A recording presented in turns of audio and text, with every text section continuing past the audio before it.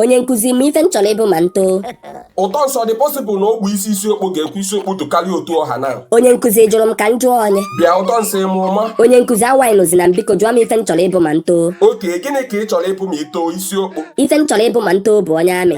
Tugod onye nkuzi, Isiokpo ịbụ onye amị ga-abalụ Naijiria uru wee. Maka gịnị Utonsi? Maka na Isiokpo nwere isi ka bọmbụ dịdedili. Adị sure na Isiokpo rush ya enemy soldiers with agadaga isi ya ma enemy soldiers ma amụrụ ka ha ntasa.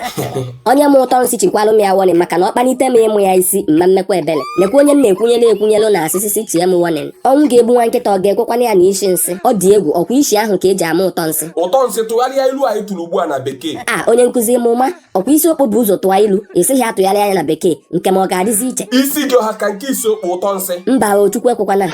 Mezie ihe ngwa gị tụgharịa ilu anyị tụrụ ugbu a na bekee. Udodị ịtụgharịa isi ahụ ka eji ama Utonsi na bekee ọ pụta from the smell of mess you will know the taste of shit. Ọzọkwa ịtụgharịa isi ahụ ka eji ama Utonsi na bekee ọ pụta from the smell of mess you will know the taste of shit. Well done. Biko na ọha na eze elelizi nsi tracks egwu dị hot.